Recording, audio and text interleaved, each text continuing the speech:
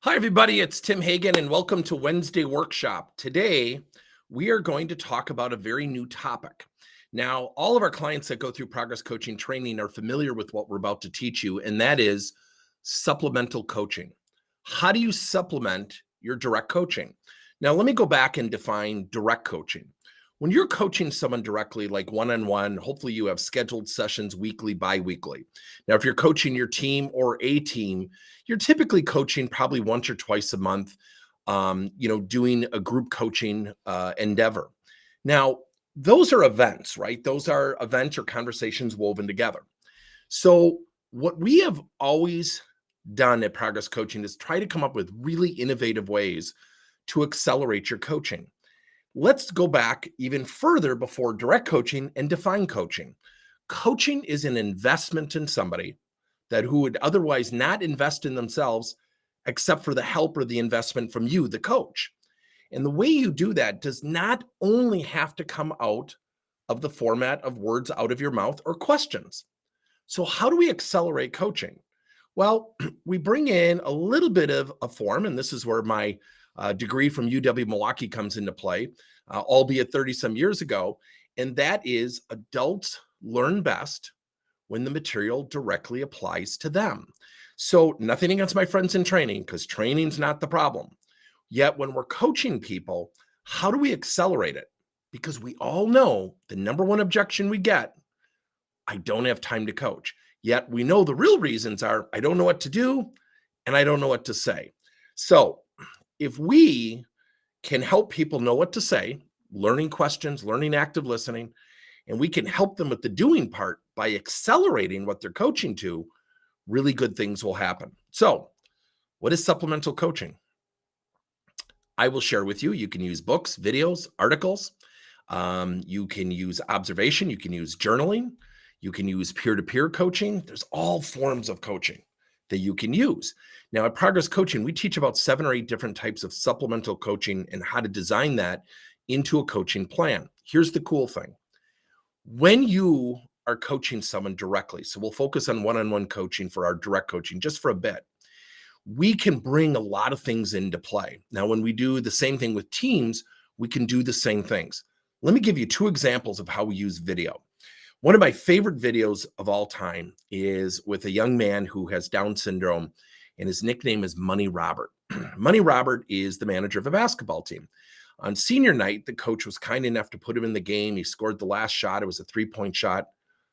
He gets carried off the floor,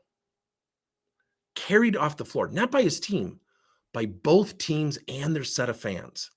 And I've played it and used it in some of my workshops with my clients. And I've had women go and men go, oh my gosh, I got tears in my eyes. I didn't know it was going to be so emotional, this coaching thing.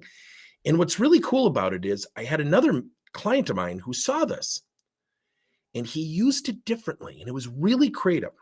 He's a manager, a director of 2 departments, and the departments are at odds. He said, we don't listen to each other. We're combative. We're just not getting along well. And it was right in the middle of COVID, right in the middle of the pandemic crisis. And all of a sudden, he plays the video, looks at both groups and goes, we really have it that bad? Think about this kid's parents. Do we really have it as bad as we think? We're all working. We're all getting a paycheck. We have it that bad? Gets up, walks out. Doesn't go back to the meeting.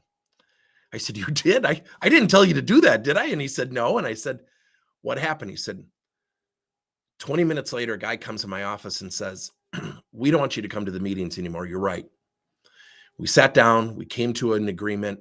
We're going to run these meetings. We've wasted a lot of your time. Everybody, perspective is powerful. It's powerful. Second example is there was a team that was really struggling and there was a lot of finger pointing, and it was a financial services firm. There was finger pointing, good group of people, but they were fatigued. They were kind of sick of this whole pandemic, and they were sick of being hybrid. Am I in the office this week? Am I not? And it was wearing on them. So we played a 3-minute video, a motivational video about rowing. And it showed a rowing team, and they came up with 7 principles like discipline, hard work, and they would flash these. And it was about a 3-minute video, no talking, just music and captions. And you could see people watching this, and it was in a virtual meeting, a Zoom meeting. And it was so interesting to watch because as they were watching, you could notice the behavioral change. So the leader and I came up with something that I want you to hear as a technique. And again, supplemental coaching, you can do 1,000 things. We said, you're going to hear 7 principles during this video in the next 3 to 4 minutes. I want you to pick one you're going to be dedicated to, but we want you to know all 6. So when we do things, we've got to set expectations. We've got to create experiences where people have to be attentive because that's the impact. So you could see everybody they're writing down the 7 principles and went around the room in this virtual room and said, okay, which word are you committed to? And what we did is we used the video as a parallel to what we need to do as a team. And the video was really well done with music. It was impactful. The music was loud. It had substance. The captions had substance. 3 minutes.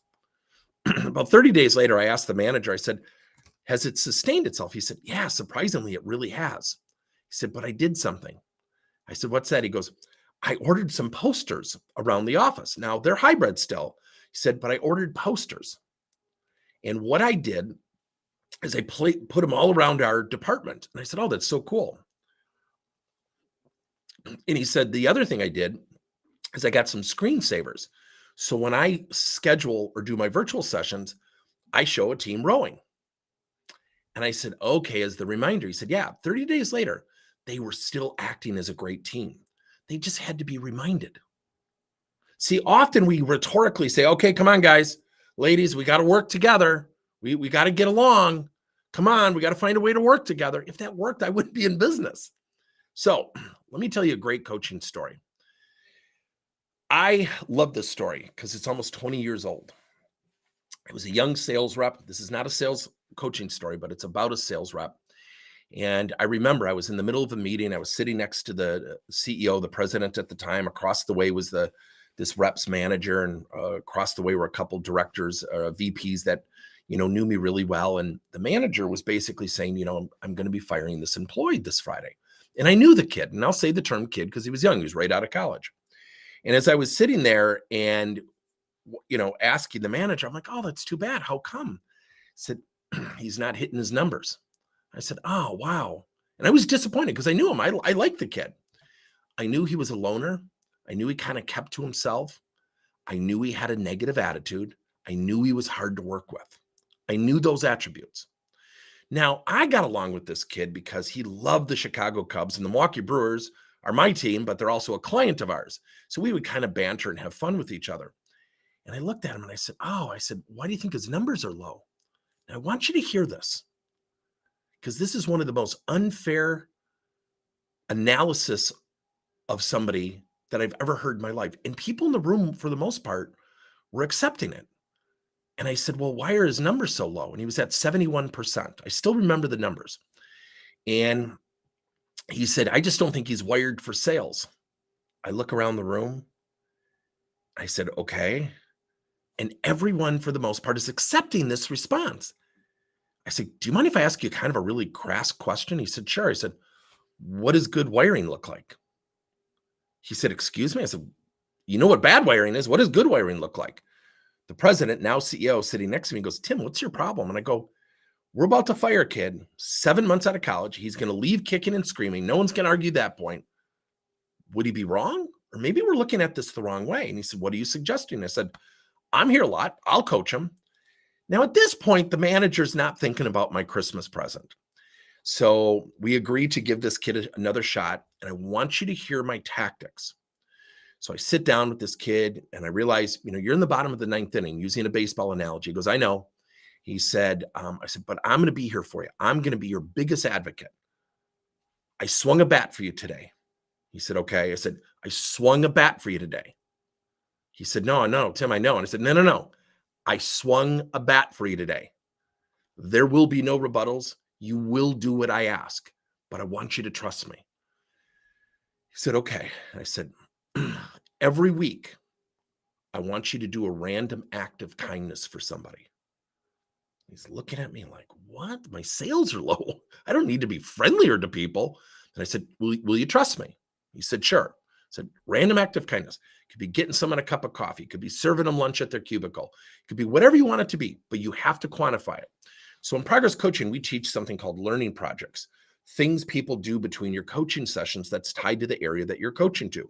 Here was my strategy. I wanted to build up goodwill around this kid. So then I recruited 2 phenomenal guys who were reps at the time, now are directors running departments at the same company. Oh, by the way, the guy I'm coaching is still at the company. And the 2 directors, Matt and Eric, I went up to him and I said, I need a favor. You know, Chris is struggling. Every time you hear him make a good phone call, just tap him on the shoulder and say, you sound pretty good on the phone. Both guys goes, oh yeah, Tim, no problem. I said, the second thing I'd love to have you do is, it's a lot to ask. Maybe once a month, would you just ask him to go to lunch? Because they have a big lunchroom and the company's great to their employees. And they go, yeah, no problem. And so what I was using was a learning project between our conversations and getting together weekly. Number 2, peer-to-peer coaching. And what I had these 2 guys do is I said, be authentic, be real. When he really has a good phone call, offer observational feedback, but make sure it's positive. Okay. So after about 45 to 60 days, the manager calls me. He is furious. And he says to me, he goes, Tim, this has nothing to do with sales. And I said, well, that's not my tactic. So in a real sense, I kind of failed because I really didn't involve his manager as much as I should have. And by the way, the manager became a phenomenal coach because of this. Great coach, one of the best coaches I've ever seen. And so what we did is after about 60 days, he called me. He was pretty upset. And I said, why are you so upset? And he said, Tim, I'm looking out my window. I'm looking at Chris serving pizza to everybody in the cubicles. And I'm thinking, oh, good. He did his learning project. He did his random act of kindness. And I said, well, what are you looking at? He goes, well, he's sitting out there laughing and having fun. And he stops. I said, yeah, I get it. I should have involved you more. That's my fault. I said, when was the last time you saw him doing that with his teammates? So by bringing people together to support him, he started to ask for more help. He started to feel a part of something. He actually became a great coach, by the way. Guess what happened? Now the story it's simple, right? So what I also had him do is read a book, the Chicken Soup books by Mark Victor Hansen, which are feel-good inspirational stories. So I used 3 techniques: a learning project, had nothing to do with the tactical area; peer-to-peer coaching, really woven with observational feedback, positive feedback. And then I had him read some books. Every week he had to read 1 chapter from the Chicken Soup books by Mark Victor Hansen. Guess what happened? He became more positive. Over time, within 1 year, his sales went from 71 to 119%. The best part of the story is the manager calls me to the office and said, I don't want you to coach him anymore. I should be. And he's right. Kicks me out of the relationship, calls me in the car and goes, are you mad? I said, man, I'm thrilled you're willing to do that. That's awesome. Guess what everybody wanted after watching this guy struggle, accelerate, not just sales numbers, but accelerate his career. What do you think everybody wanted? Coaching. Salespeople are some of the toughest people in the world to coach because we just want to sell. So when you're designing your coaching plans, accelerate them, accelerate your coaching success. Now, how do you do that? You add 1 to 2 strategies per coaching plan. So how do you do that? When you add 1 to 2 plans, think about a peer-to-peer relationship, somebody who's having success in the area where they're potentially struggling. Have them read a book, a video a week. Pick 1 to 2 that are germane to what you're trying to accomplish or the area that you're coaching. Then, this is going to sound crazy, plan your positive feedback. Put a notation on your calendar to provide this person positive feedback. People change in 3 directions: effort, progress, and results. We want to leapfrog effort and progress and get to results right away. It doesn't work that way. It's like telling a kid in Little League, for God's sake, do not strike out. I want a home run every time you're up to bat. It doesn't work that way. So what you do is you plan your positive feedback. The feedback could be the following 3 techniques. Call them into the office. Praise their effort. Then send a handwritten card home. The power of the written word. Realize that's a form of supplemental coaching. Supplemental coaching is you're supplementing your direct coaching when you're physically not present. Number 3, call them into the office and have your boss there. They really freak out. It's kind of fun. Then when they come in and you praise them, you have just established trust exponentially. How? Because what you've actually done is you've shown your employee in front of your boss, I've got your back. So how do you do it? You have to realize the target area that you're coaching, supplement it with 1 to 2 strategies. Now, let's take somebody who wants to get better at presentation skills, okay? And you have somebody who wants to move up in the company, but you know their presentation skills are, dare I say, sketchy a little bit. They get a little bit nervous. They're not as confident. They're not as fluid in their presentation. So now let's think creatively together, okay? If you want to put it into the chat, go ahead. One of the things you could do is have this person watch a TED Talk once a month. Maybe find a presentation that's outside of TED Talks. I don't think TED Talks are the only answer. They're a little bit stale and stiff for my taste. They're not as fun. I think one of the great speakers to watch is Les Brown. I'm not a fan of Tony Robbins per se in terms of some of the things he teaches, but his presentation skills are good. So you could have a video a week, TED Talk, Les Brown, maybe another speaker, then get them a journal and have them observe and journal what they did. So when you watch something and you write it down, you tend to own those attributes, or you tend to be more conscientious of those attributes. Then have them record. And one of the techniques in speaking, and this is something that somebody taught me, is you look out over the room or the horizon like I am now looking above my camera, and you talk to the back of the room. And I said, I want you to have, you could have this person have a conversation, be powerful without yelling, but I want you to talk to the last row. I want you to pretend there's a row of people. And we've actually done this with a couple of people, especially younger people going into management, and they just sound more confident. And they just, because of practice and positive reinforcement. Oh, by the way, direct coaching was only once a month. So when you supplement your coaching, when you use something called supplemental coaching, you can accelerate your success. You can accelerate it. You can have books, videos, you can have things they do on their own. You can have them paired up peer-to-peer. So if you're intrigued by this, I mean, honestly, this is a little bit of a sales pitch. Check out Progress Coaching. This is the stuff we teach. Now, here's my last thing I'm going to tease you with. We have just built something called Coaching CoPilot. It is a CoPilot to direct coaching. So let's say you have somebody with a negative attitude. They can be, their self-regulation's low. They can be disruptive, interruptive, what have you. But they have talent and you want to invest in them to adopt a positive attitude. Now let's set the course here. Somebody with, somebody with a negative attitude has actually practiced that negative attitude. So this is not going to change overnight. So what we've done is we've created a series of tools where the individual, the person being coached, will play a video. It's a micro lesson. Our content is talking directly to that user, such as telling a story. Which of the following 2 people would you be? What would you do to be a positive role model? What would you do to overcome that change and challenge? What would you do to positively? So we use content, we ask questions, and here's the best part. We give you accountability worksheets that they actually fill out. See, when you just passively watch something like you're watching me now, when you just watch, it'll stick with you for a little bit. But when you have somebody write something out, write a commitment, answer questions, tell the positive steps that are going to take going forward, and they turn it in, it's ownership and accountability. If it intrigues you, check out Coaching CoPilot. We have built a series of titles and a series of tools. And the cool thing is, it's your partner to your individuals.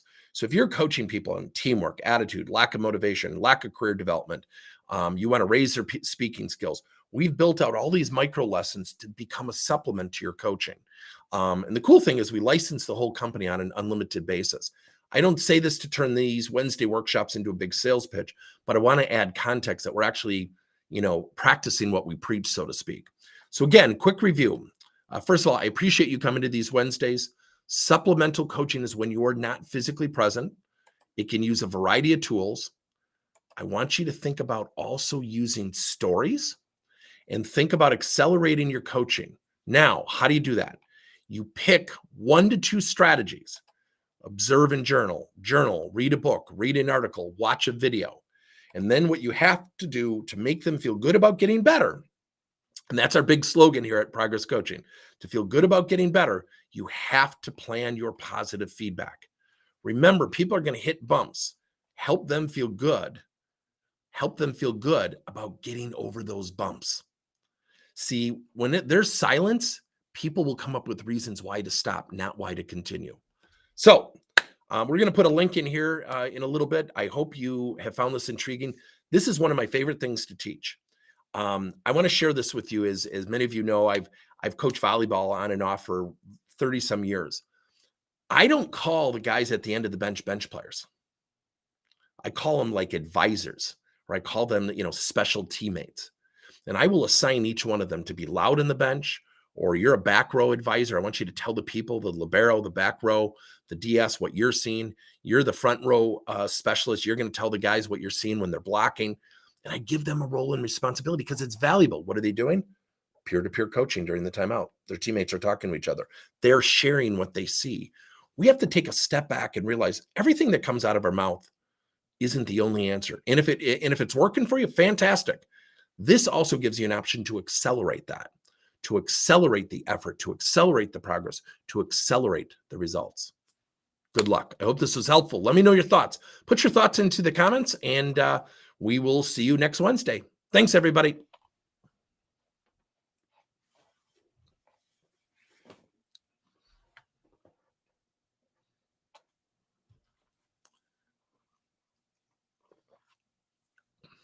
Let us know your thoughts in the comments. That would be great.